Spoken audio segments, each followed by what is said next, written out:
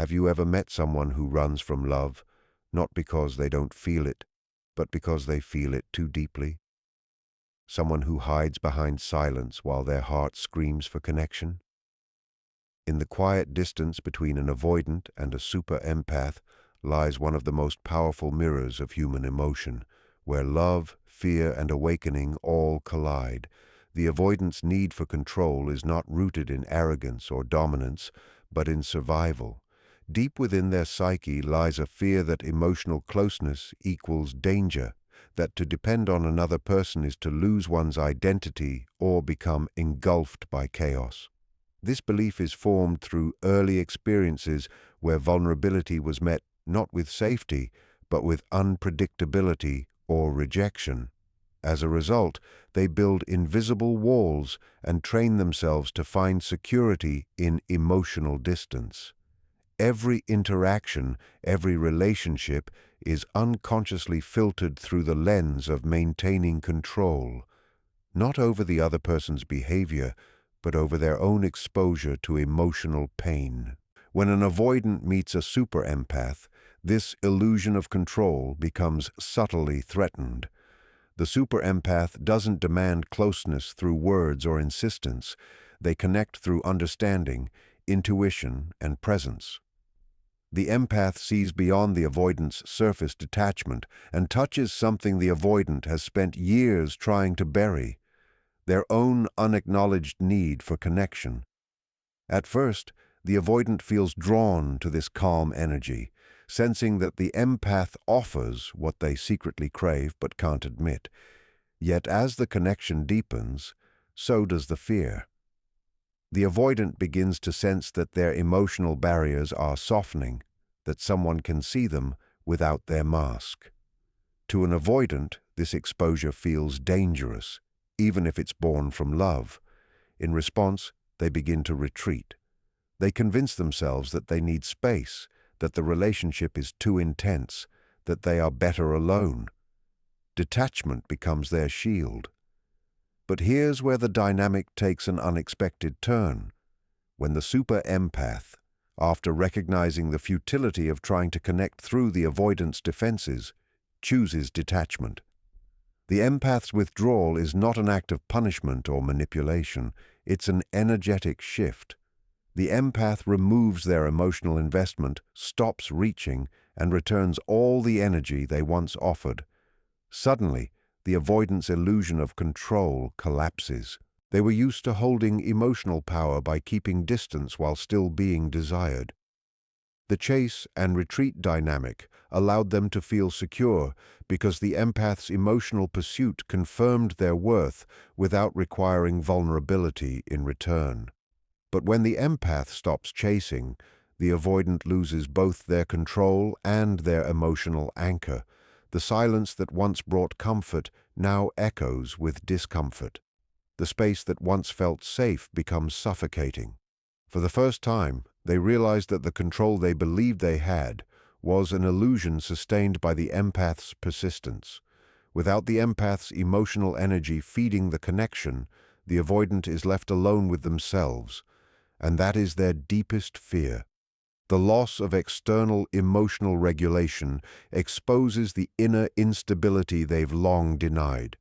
Feelings of loneliness, regret, and confusion surface, but instead of being able to repress them through avoidance, they are forced to sit with them. The absence of the empath's energy triggers a form of emotional withdrawal that the avoidant is ill-equipped to manage. They may appear calm or indifferent outwardly, but internally, they are facing a loss of balance they can't fully explain. The control they once held over the emotional dynamic is gone, and with it, their sense of safety. The avoidance detachment only ever worked when someone else remained emotionally present. The moment that presence disappears, the entire defense mechanism collapses. The illusion of control was never real power, it was dependency in disguise, hidden beneath independence. When the super empath detaches, the avoidant's carefully maintained emotional order dissolves, leaving them to face the truth they've avoided their whole lives. That real control doesn't come from emotional distance, but from the courage to stay open, even when it feels unsafe. The connection between a super empath and an avoidant is built on an unspoken energetic exchange. While words may fail, emotions speak in frequencies that both feel deeply but express differently. The super empath doesn't just hear what the avoidant says. They feel what the avoidant hides. They sense the dissonance between the avoidant's calm surface and their inner turbulence. This is where the emotional mirror effect begins. The empath becomes a living reflection of the avoidant's suppressed emotions. Sadness, longing, fear, and love, all the feelings they have learned to exile from their conscious awareness. Through this reflection, the avoidant sees in the empath everything they have disowned within themselves. At first, this mirroring feels magnetic. The avoidant is inexplicably drawn to the empath's warmth, intuition, and depth. The empath embodies the very emotional safety the avoidant secretly craves. Being near such authenticity awakens something dormant within the avoidant, a yearning to feel, to connect, to trust. But this awakening also stirs unease. The more the empath reflects back their buried emotions, the more exposed the avoidant feels. To them, this exposure feels threatening, as if they are losing control over the emotional boundaries that protect them. What the empath offers as love, the avoidant perceives as danger. The empath doesn't realize at first that their emotional presence is acting like a mirror. They simply feel compelled to understand, to heal, to love deeply. They sense the avoidant's pain and instinctively reach toward it with compassion. But every attempt to draw closer only amplifies the avoidant's discomfort. The avoidant, overwhelmed by their own reflection, begins to withdraw, seeking distance from the mirror that reveals too much truth. They may justify this withdrawal as needing space or not being ready for intimacy, but the truth is more complex. They are running from their own emotions, not from the empath. When the empath eventually detaches, everything shifts. The mirror disappears. The avoidant, accustomed to seeing their emotions reflected in the empath's gaze, suddenly faces emotional blindness. The silence becomes disorienting because, through the empath, the avoidant was unconsciously learning about themselves. Now, without that reflection, they are left with an emptiness that feels unbearable. This is not merely loneliness, it's the absence of emotional self-recognition. The empath's energy had been a stabilizing force, giving shape to the avoidant's fragmented sense of emotional identity. The withdrawal of the empath's reflection leaves the avoidant in a kind of psychological void. Their usual defense mechanisms, detachment, distraction, avoidance, begin to falter because they no longer have an external emotional mirror to project onto. The empath's absence forces them to confront what they've always feared, their own emotional reality. For perhaps the first time, they are alone with their unfiltered feelings.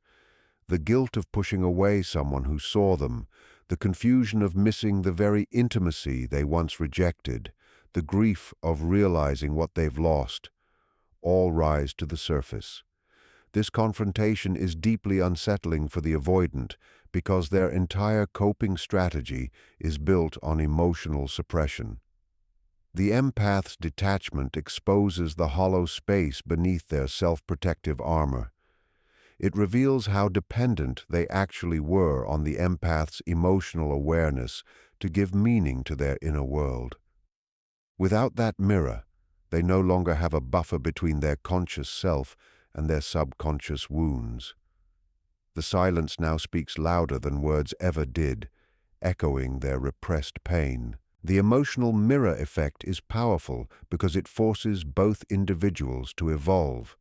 The empath learns that love cannot save someone unwilling to face their own reflection, and the avoidant is confronted with the truth that running from connection is also running from themselves. The empath's detachment doesn't destroy the avoidant, it awakens them. It compels them to see what the mirror had always been showing. That healing begins not when someone reflects your emotions for you, but when you have the courage to finally look inward and see them on your own. Avoidants often move through life appearing strong, independent, and emotionally self-sufficient, yet beneath that calm exterior lies a hidden dependency that even they do not fully recognize. This dependency isn't based on material needs or traditional attachment, it's energetic.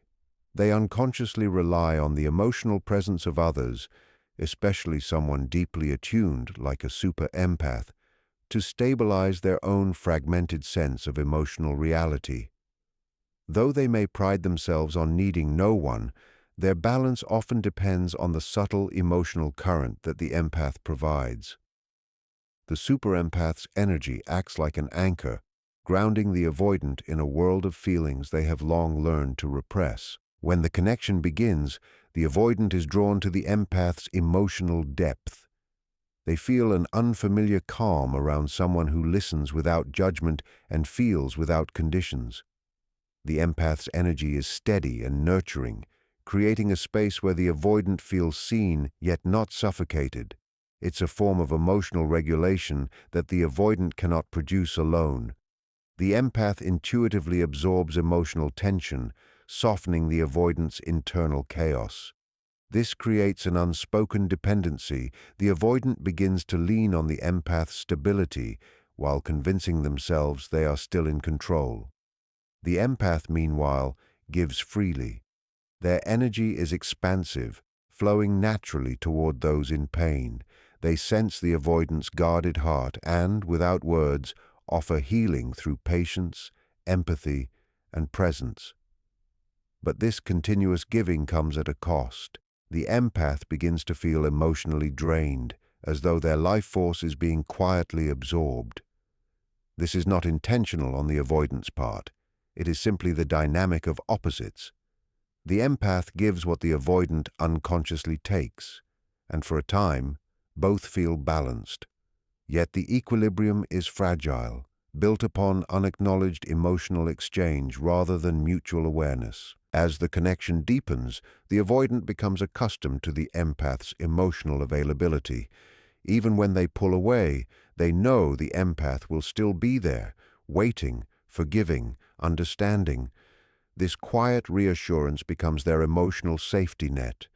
They can retreat into solitude, knowing someone will still hold space for them. It allows them to maintain their illusion of independence while benefiting from emotional security.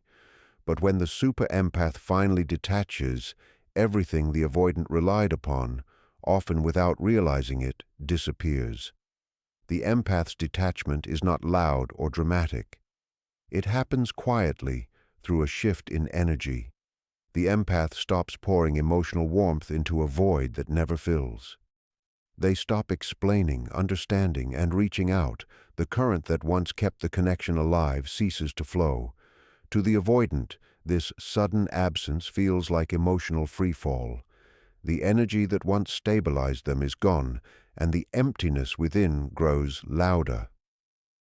What they once mistook for self-sufficiency is revealed as dependence on the empath's emotional consistency. This loss triggers confusion and discomfort. The avoidant may not understand why they feel unbalanced, irritable, or restless. The silence they once craved now feels unbearable. The empath's absence exposes the emotional vacuum within them, a space that was never filled by true self-regulation. Without the empath's grounding presence, they are forced to face the void they've long avoided. For perhaps the first time, they experience what the empath often felt: emotional depletion and isolation. This realization can be deeply unsettling. The avoidant, who once believed they were untouched by emotion, begins to feel its full intensity in the absence of the empath's stabilizing energy. They may attempt to distract themselves, seek new connections, or retreat further into solitude, but nothing replicates the depth of the emotional field the empath provided. The dependency was never about possession or control. It was about resonance. The empath's energy filled spaces the avoidant never dared to explore, and once that energy is gone, the emptiness reveals itself with painful clarity. Energetic dependency is one of the most misunderstood forms of attachment. The avoidant's struggle is not simply fear of closeness, but fear of what happens when the emotional energy they've unconsciously depended on disappears. The super-empath's detachment breaks that hidden link, forcing the avoidant to face the truth that real independence isn't about pushing others away. It's about learning to create emotional balance within oneself. The dynamic between an avoidant and a super-empath often operates within a delicate, unspoken balance of power. It begins as an invisible emotional dance where one person reaches and the other retreats. The avoidant finds safety in distance, while the empath finds purpose in connection. This imbalance becomes the foundation of their relationship. The avoidant maintains control by limiting emotional access, deciding when to engage and when to withdraw, while the empath, guided by love and intuition, tries to bridge the gap through understanding and patience. Over time, this silent power dynamic becomes the core of their bond. One thrives on withholding, the other on giving. For the avoidant, emotional control is not about dominance, but about protection. By keeping the empath emotionally dependent, they can avoid confronting their own vulnerability. When the empath reaches out, the avoidant feels wanted, validated, and desired, yet they never have to risk true intimacy. The chase becomes their emotional armor. Each time the empath tries harder to connect, the avoidant feels more secure in their position. It is a paradox of power built on fear, one that depends on imbalance to survive. The empath, unknowingly, sustains this system by offering endless emotional energy, hoping that patience will eventually melt the avoidant's defenses. But there comes a moment when the empath sees the pattern clearly. They realize that no amount of love, understanding, or patience can soften someone who uses distance as a weapon. The empath begins to detach, not out of anger, but out of self-preservation. This detachment is not a dramatic exit, but a quiet reclaiming of power. The empath stops explaining, stops trying to prove their worth, stops chasing the illusion of reciprocity. They withdraw their emotional investment, and for the first time the avoidance control begins to crumble. The dynamic that once gave them a sense of safety loses its structure. The game of pursuit and withdrawal no longer functions when the empath no longer plays. The avoidant, accustomed to being the one who decides when and how connection happens, suddenly faces a loss of emotional control. Their silence, once powerful, becomes meaningless. Their withdrawal, once a source of dominance, now isolates them.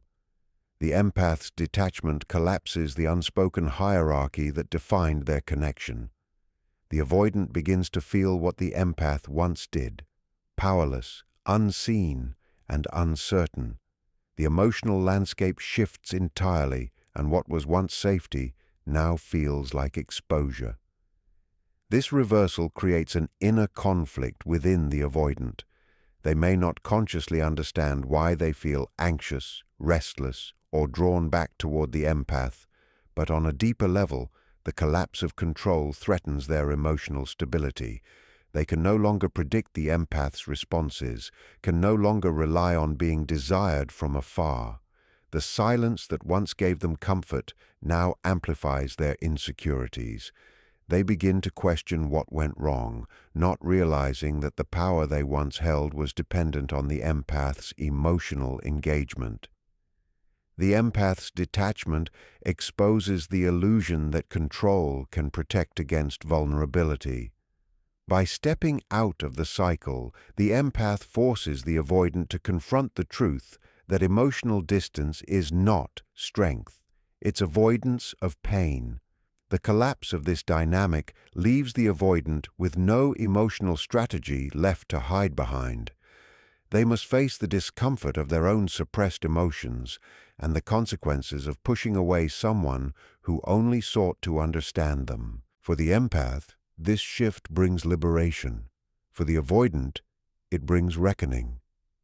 When the power dynamic collapses, what remains is truth, stripped of illusion, stripped of control. The avoidant begins to see that their detachment did not keep them safe. It kept them disconnected from the very connection they secretly longed for. The silence they once controlled now controls them. The emotional balance that once favored them dissolves, and in its place arises an emptiness that no amount of withdrawal can fill.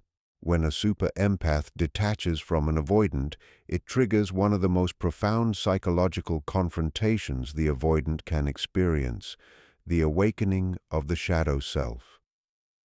The shadow represents the parts of oneself that have been denied, suppressed, or rejected over time. For the avoidant, this shadow is composed of vulnerability, longing, emotional pain, and the deep-seated fear of being unworthy of love. Throughout their life, they have constructed emotional defenses to keep these aspects buried, creating an identity built on self-reliance and emotional control. But when the empath withdraws their light, the emotional mirror that once reflected safety, compassion, and acceptance, the darkness within the avoidant can no longer be ignored. At first, the avoidant experiences this awakening as confusion or numbness. They may believe they are unaffected by the empath's absence, convincing themselves that detachment is easy and even necessary. Yet beneath the calm exterior, something begins to shift. The silence that follows the empath's withdrawal is not peaceful. It is haunting. The emotional equilibrium that the empath once provided is gone, and in its place emerges the very emotions the avoidant has avoided confronting for years. Grief, regret, loneliness, and fear start surfacing in subtle waves, challenging the illusion of control they have worked so hard to maintain. The empath's absence acts like a mirror turned inward. Without someone to project onto, the avoidant is forced to face their own internal world, which they have long escaped through distance and detachment. This confrontation with the shadow self is deeply uncomfortable because it reveals truths the avoidant has refused to see. The pain of abandonment they once inflicted now reflects back upon them.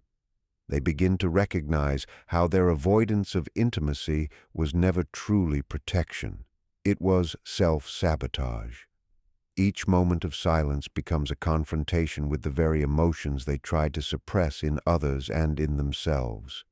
This awakening is not instantaneous but gradual, and it often begins with subtle emotional disturbances. The avoidant might feel restless, anxious, or strangely drawn to memories of the empath. They may even attempt to distract themselves through work, new relationships, or isolation. But none of it restores the emotional stability they once had. The void left by the empath's detachment becomes a psychological catalyst. It strips away the illusions of self-sufficiency, forcing the avoidant to realize how much of their emotional identity was built around avoidance itself. They begin to see that their need for control was not strength, but fear disguised as independence. The shadow self doesn't emerge to punish, but to integrate. The emotions that rise to the surface are not new. They were always there, waiting to be acknowledged.